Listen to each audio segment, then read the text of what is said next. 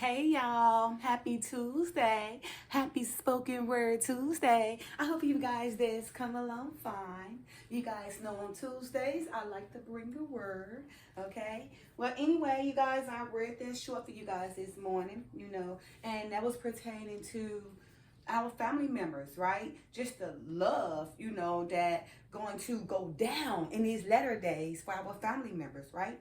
So that's why when I read that short, I begged you guys to overlook, the hatred or whatever kind of things that your family members bringing towards you that's caused you contention. It takes two, right, to argue. So somebody got to be the bigger person to overlook, and show compassion, right? Because in these last days, remember, it is written that, the Father, he's not coming to bring peace, but he's coming to bring the sword. He's coming to divide, what's that? A man against his father, mother against daughter, mother-in-law against daughter-in-law. Our own enemies or our own foes would be the family members of our own household. That's why it's very important, to learn the Father and start reading the Bible, so you can gain compassion, so you can give your family, because somebody got to be able to break it down to the family so they can understand, right? But because of this world is evolving to a negative status due to all the folly and wickedness in this world, pushing the world to turn upside down, contrary to the Father's will, it's causing all these unnecessary attitudes, these hatred attitudes, these contentious attitudes, just attitudes that's out of this world, that's not even normal, right?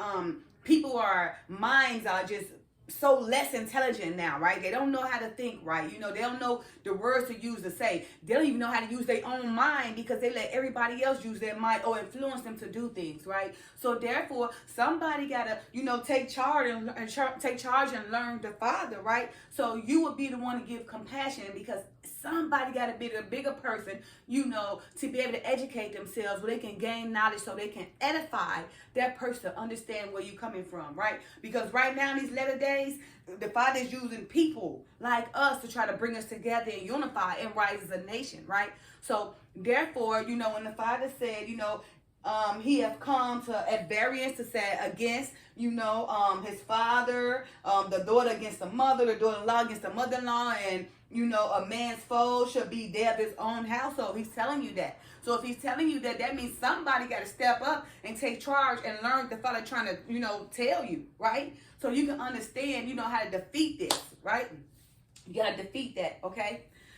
Also, last Tuesday, you guys, I read Matthew, what was that, 6 through, let's see, and the multitude. Okay, so I read Matthew 5 through the end of the 7, when the Messiah went up into the mountains, right? And the Gentiles and everybody followed him, and there followed him great multitudes of people from Galilee and from Decapolis and from Jerusalem and from Judea and from beyond the Jordan. So all these people followed the Father in the mountains, and he gave his word. And I read it to you guys last Tuesday. Okay, so now I'm going to finish off, from, I ended at 7, so I'm going to finish off Matthew from 8, and I'm going to end at 10. This is when the Messiah came from the mountains, because when I read to you guys last Tuesday, he was in the mountains. All the great multitudes had followed him, right? But when the Messiah came down from the mountains, he also, prophesied and healed and helped, and this was during the times when he came to talk to the disciples and give them instructions on how to heal the people and everything, things of that nature. And then when he was taking out the demons out of lepers and all that, okay?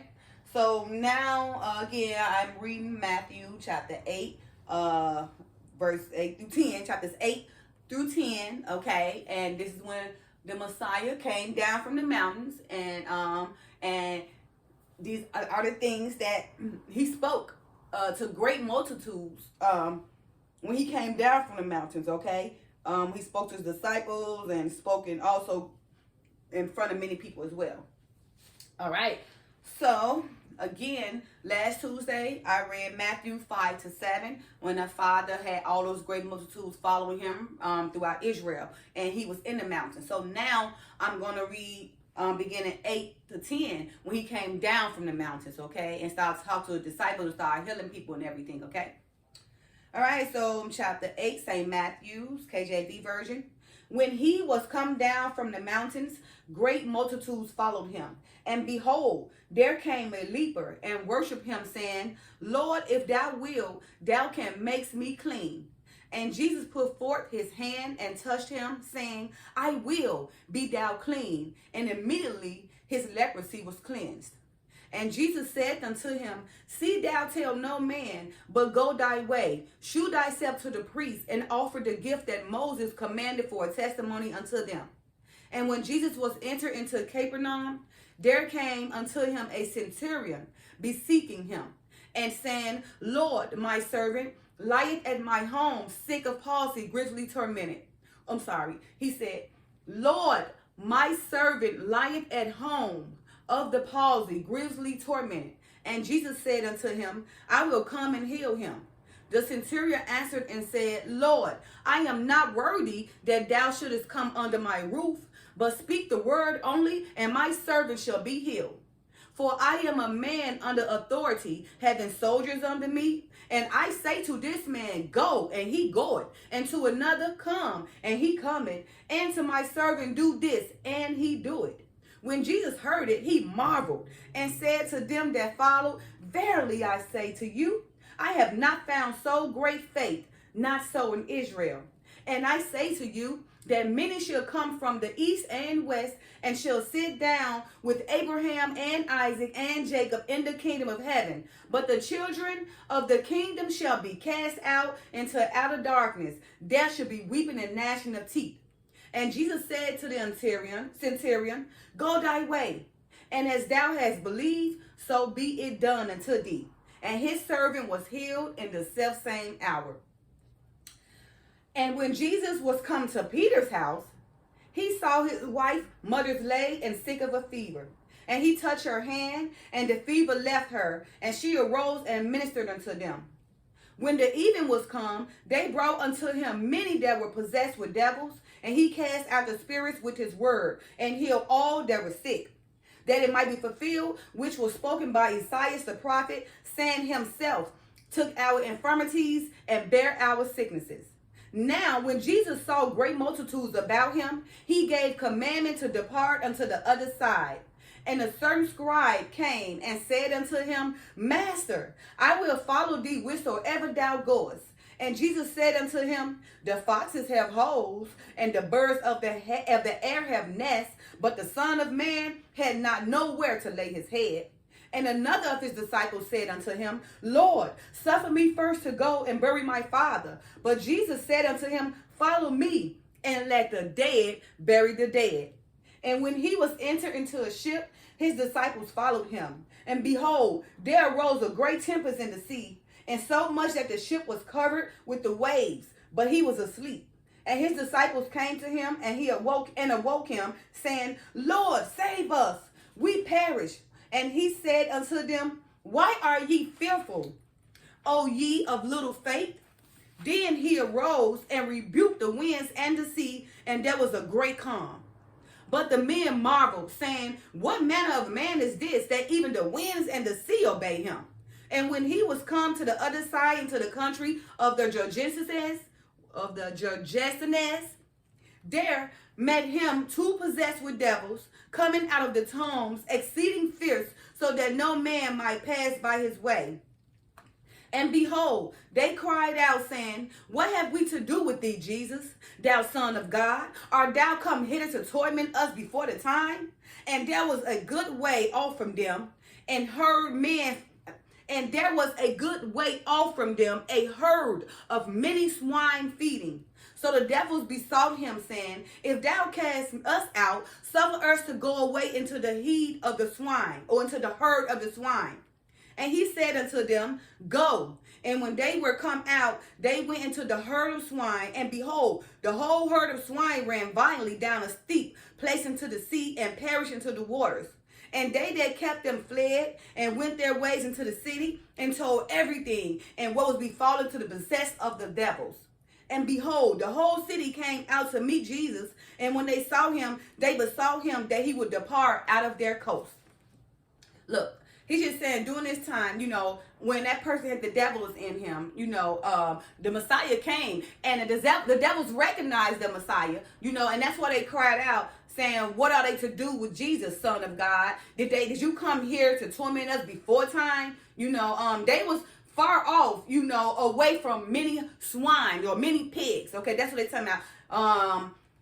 So the devils besought him, and the Father cast them out. But what happened was he cast them out into the pigs, right? That's where that story comes from. When they say, the devil cast the spirits out of the leper, and it ran to the pigs, and the pigs ran into the sea. So this is what this story is talking about. When he says, so the devils besought him, saying, if thou cast us out, suffer us to go away in the herd of the swine. Okay, so the herd of the swine is actually the pigs, right? And that's when the Father said, go, and then when the spirits came out, they went into the herd of swine or the pigs, and the swine or the pigs ran violently down the steep place into the sea and perished in the waters, right? And because of that, the whole multitude got scared, right? And that's when they said, and behold, the whole city came out to meet Jesus, and when they saw him, they besought him that he would depart out of their coast. So because of that, it feared that the Messiah did that, and the multitude got scared and asked him to leave. So the Messiah left, okay? And that's when he entered into the ship. All right, so chapter 9. And he entered into a ship and passed over and came into his own city. And behold, they brought him a man sick of the palsy, lying on his bed. And Jesus, seeing their faith, said unto the sick of the palsy, Son, be of good cheer, thy sins be forgiven thee. And behold, certain of the scribes said within themselves, This man blasphemy. And Jesus, knowing their thoughts, wherefore think ye evil in your hearts? For whether is it easy to say, Thy sins be forgiven thee, or to say, Arise and walk? But that ye may know that the Son of Man had power on earth to forgive sins. Then said he to the sick of the palsy, Arise, take up thee thy bed, and go into thy house. Okay, because I know I don't want you guys to get confused. Okay, I just want to explain what he's saying. Okay, after the Messiah left and all the pigs or the swine perished in the waters with the devils in them, the Messiah then, came and entered his ship, and he wanted to go to his own city, right? Now, when he came to his own city, there was a man who had palsy, right? Jesus had seen a faith, right? And he healed him, from the palsy because he had faith. That's why he said, Son, be of good cheer. Thy sins be forgiven them. He even forgive them for his sins and everything, right? Now, because the Father was healing all these people, the Pharisees and scribes, the same people who had the Messiah crucified, said within themselves, the Messiah was blaspheming, right? And the Messiah knew their hearts. He read their hearts. So that's why he said to them, basically, man, would it be easier to you guys, that the sins be given, or would it be easier if I said to arise and walk, right? He's saying because, but that ye may know that he is the Son and he had power to forgive us, right? He told the man to take up, relieve him from his palsy, take his bed and go to his house and forgive him of his sins, right? And that right there made the Pharisees scared, made them want to kill the Messiah. That's when all that evil started becoming in the Pharisees and the scribes' hearts to want to go kill the Messiah, because he was out here, healing all these manners of sicknesses and everything. And the Pharisees and the scribes are trying to say that he is blaspheming, he is the devil. And the reason why he's able to heal these people because he was the devil himself. And basically the Messiah was trying to tell him, no, how can the devil divide their own devil? If the devil divide the devil, then the devil is going against himself. So that was foolishness, okay? All right, so verse 7, and the Father told the Messiah, the Messiah told the guy to rise up with his palsy. He healed the palsy, forgave him for his sins, and that's when it left off. He said, and he arose, verse 7, and he arose and departed to his house. Now, verse 8, but when the multitude saw it, they marveled and glorified God, which had given such power unto men. And as Jesus passed forth from thence, he saw a man named Matthew sitting at the receipt of customs. And he said unto him, Follow me. And he arose and followed him. And it came to pass, as Jesus sat at meat in the house, behold, many publicans and sinners came and sat down with him and his disciples. Last time I said publicans, I know some people didn't understand what publicans were. Publicans are just the people who do the taxes, the IRS. That's all it is, the tax people, okay? The people that everybody hates, that's taking their taxes. So the same thing going on. Matthew was a publican, or a person who dealt with taxes, to collect the people's taxes, okay? And so they considered them as many publicans and sinners, right? They came down and sit with the Messiah and his disciples, all right? So verse 11, and when the Pharisees saw it, they said unto his disciples, why eateth your master with publicans and sinners? But when Jesus heard that, he said unto them, they that be whole need not a physician, but they that are sick. But go ye and learn what that meaneth. I will have mercy and not sacrifice, for I am not come to call the righteous, but sinners to repentance. Okay, so plain is to be telling them, okay, because you see these publicans sitting with me and these sinners sitting with me. All right, the people that's already sick and know me, I'm not trying to come to heal them. They already know what to do. I'm coming to heal or to help and the sinners and everything like that, and the publicans or the people who do taxes. So when the Messiah came and sat with them, the Pharisees and scribes like, how is he supposed to be the Messiah? He's sitting with publicans and sinners, because the publicans and sinners are the ones who needed to be helped. Okay. All right, verse 10. Then came to him the disciples of John, saying, why do we, the Pharisees, fast off, but thy disciples fast not? So also during that time, it was supposed to be a time of fasting under the Pharisees and the scribe eyes, right? And also under John's disciples, right? Because John had disciples and the Messiah had his disciples. So when John's disciples saw that, that all these people were sitting with the Messiah and they're supposed to be fasting, the Messiah said unto them, and this is what he said, and Jesus said unto them, can the children of the bride chamber mourn as long as the bridegroom is with them? But the days will come when the bridegroom shall be taken from them, and then they shall fast. Okay? He said, no man putteth a piece of new cloth unto an old garment, for that which is put in it to fill it up, take it from the garment, and the rent is made worse. Neither do men put new wine into bottles, else the bottles break, and the wine runneth out, and the bottles perish. But they put new wine into new bottles, and both are preserved. So he's just saying, you just can't take something new and put it in something old, because it's going to rent, it's going to tear out. Wine is strong, so you can't take no new wine and put it in the old, or put it in something that old wine is all in it, because it's going to take the savory from the wine and everything, right? And it refers to the new garments and everything, okay? Now he said, while he spake these things unto them, behold, there came a certain ruler and worshipped him, saying, my daughter is even now dead, but come and lay thy hand upon her, and she shall live. And Jesus arose and followed him, and so did his disciples. And behold, a woman which was diseased with an issue of blood 12 years came behind him and touched the hem of his garment. For she said within herself, if I may but touch his garment, I shall be whole. Now, this woman that touched his garment that was full of blood, this right now is happening in the days of our lives with many women. And this is a form when so many women having these fibroids and they just bleeding and bleed. This is what this woman is going through. That's what I get out of it, right? This is just the same thing that so many women right now today is experiencing with these fibroids that they going to. Blood just can't stop for years and years and years. This lady was experiencing that same thing, but what she did was have faith. She had faith. And right now, during the days, because the Messiah was walking the earth, she was able to touch the hem of his garment. But now, because the Messiah have went up to the Father, right, and sent the Holy Spirit to us, it's about us having faith now and fasting and praying so he can heal us. And sometimes, yes, he did use physicians. Sometimes, even though the Father not into too much likeness with the doctors and everything, because the doctors try to prolong lives and put burdens on other people from doing that, right?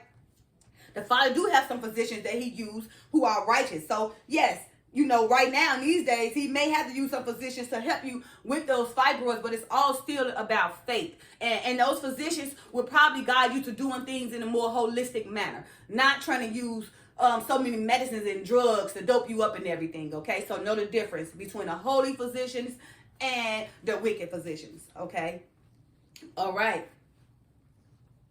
So let's start, okay? So now, and I'm going to start with 20 again. And behold, a woman which was diseased with an issue of blood 12 years came behind him and touched the hem of his garment. For she said within herself, if I may but touch his garment, I shall be whole. But Jesus turned him about, and when he saw her, he said, daughter, be of good comfort. Thy faith had made thee whole. And the woman was made whole from that hour. Okay? But and when Jesus came into the ruler's house and saw the minstrels and the people making a noise, he said unto them, give place, for the maid is not dead, but sleepeth. And they laughed unto him scorn. They laughed because they said, this lady is dead. He don't know what he's talking about. He coming in talking about this maid is sleeping. You know, this maid is dead in the doorknob. So they laughing at him, but he's trying to tell them she's not dead. You know, she's just sleeping, because he knew he had all the power to make her rise again. Okay? All right.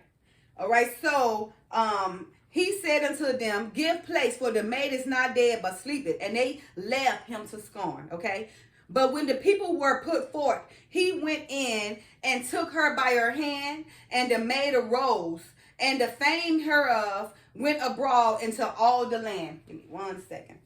You know, this scarf love to fall off. A lot. I done tied everything. Just stop it. Good gracious. Okay. All right.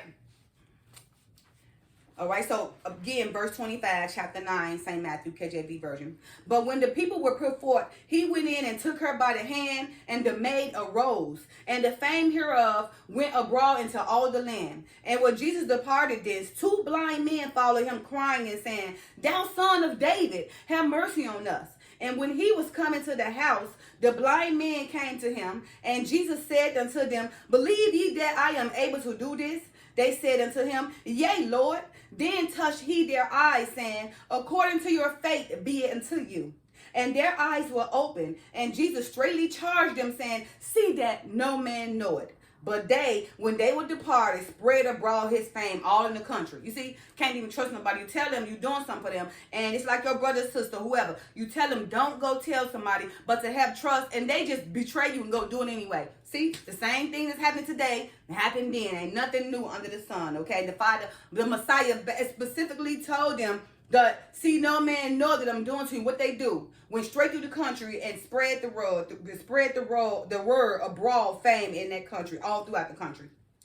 Okay, verse 32. As they went out, behold, they brought to him a dumb man possessed with the devil. And when the devil was cast out, the dumb spake, and the multitude marveled, saying, it was never so seen in Israel. But the Pharisees said, he casted out the devils through the prince of the devils. You see how the Pharisees come, the Messiah doing all these, healing these miracles and everything. And look what the Pharisees and the scribes said. He casted out the devils through the prince of the devils. Now, how, if you sitting up here casting out the devil through the prince of the devil, that's dividing the devil, so the devil would be weak. So that's just foolishness, right? All right. So the Messiah went all about the cities and villages, teaching in their synagogues and preaching the gospel of the kingdom, and healing every sickness and every disease among the people. But when he saw the multitudes, he was moved with compassion on them, because they fainted and were scattered abroad as sheep having no shepherd. Remember, the Messiah is our shepherd, okay? That's our shepherd, and we are his sheep. But during this time, these Pharisees and scribes was leading these people in error. So that's why he said they was led as sheep with no shepherd, because them Pharisees and scribes was not the shepherd. They was devils too. So, and the Messiah had compassion on these multitudes because they followed him. They needed a shepherd, but they didn't have no shepherd at the time. And the Messiah, considered that they was sheep with no shepherd. All right, verse 37. Then said he unto his disciples, the harvest truly is plenteous, but the laborers are few. Pray ye therefore the Lord of the harvest that he will send forth laborers into his harvest. See, so all these people that's considered sheep, the Messiah is considering these sheep his harvest, right? Now, he's saying pray forth that he sent somebody out here to be the shepherd for his sheep, right? For his plenteous harvest, because the people, the laborers, the real laborers are a few. Those other laborers, they are labor in vain. Like those Pharisees and scribes, the labor they're doing are in vain, right?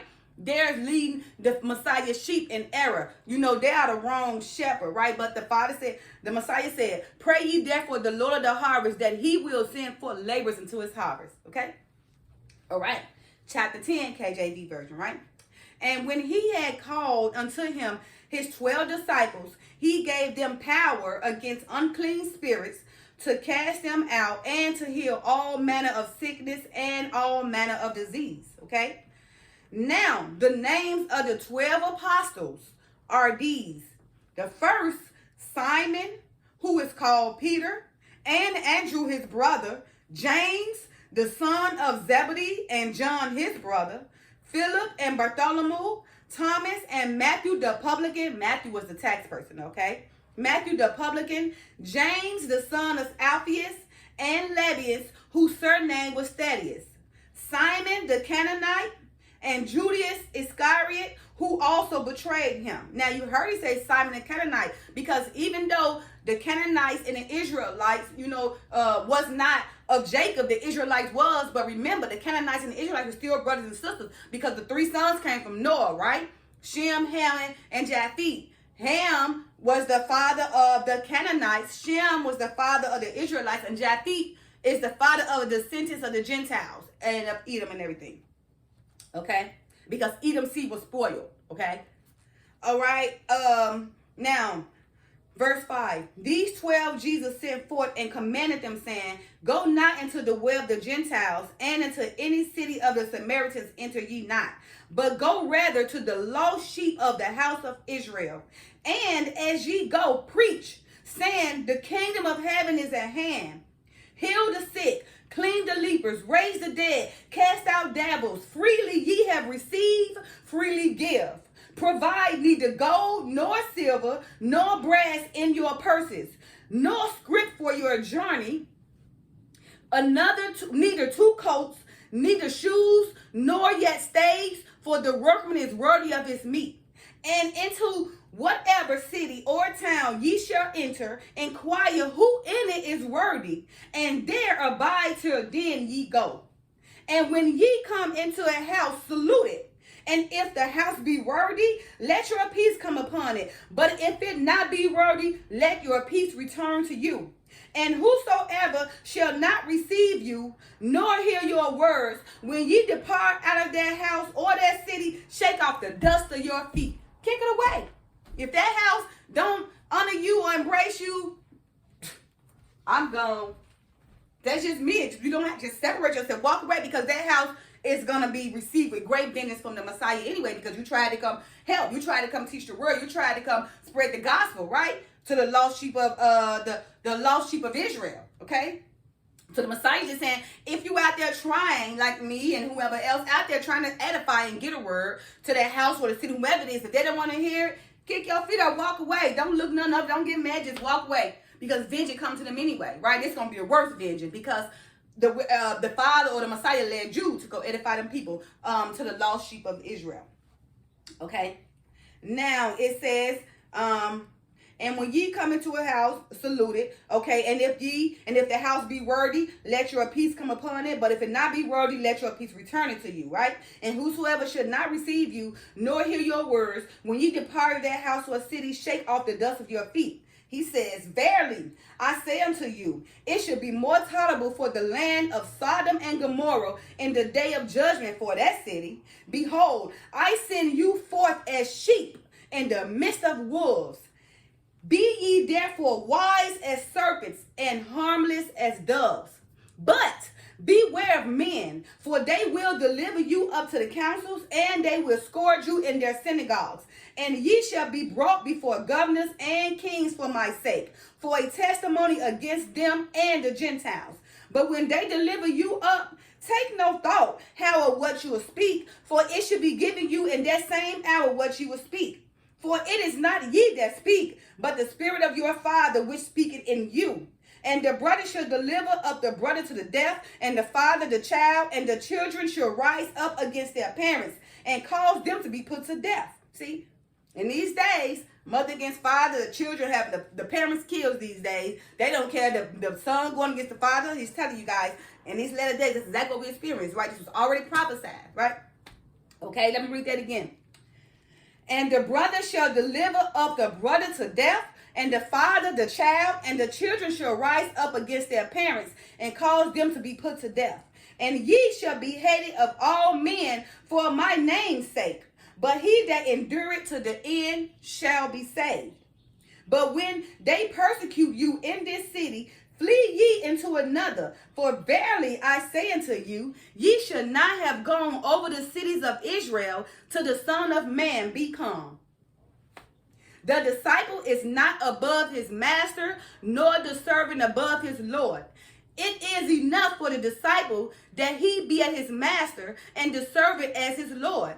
If they have called the master of the house Beelzebub, how much more they should call them of his household. Beelzebub is just a form of Satan or deceiver or tempter, okay? They call the Messiah Beelzebub, calling him the devil, okay? All right. So he's just saying if they call the master Beelzebub, how much more should they call them of their household, okay? Fear them not therefore, for there is nothing covered that should not be revealed, and hid that should not be known. So what they said was in the secret, what's in the dark will come to light. Everything comes to light. So whatever you think you're doing in secret, it's gonna come to light. Okay. Again, fear them not therefore, for there is nothing covered that should not be revealed, and hid that should not be known. What I tell you in darkness, that speak ye in light, and what ye hear in the ear, that preach ye upon the housetops. And fear not them which kill the body, but are not able to kill the soul, but rather fear him which is able to destroy both soul and body in hell. Are not two sparrows sold for a farthing, and one of them should not fall on the ground without your father? When he's saying sold from a farthing, back in the days, that was a unit of measure of their monetary value, like a half of a penny back then in ancient. The farthing is just like a half of a penny, a half of a cent. You know, is very little money, monetary value in the ancient days, okay? All right, but are not two sparrows sold for a farthing, and one of them shall not fall on the ground without your father? But the very hairs of your head are all numbered. Fear ye not therefore, ye are more valued than many sparrows. Whosoever therefore should confess me before men, him will I confess also before my Father which is in heaven. Again, let me say that again.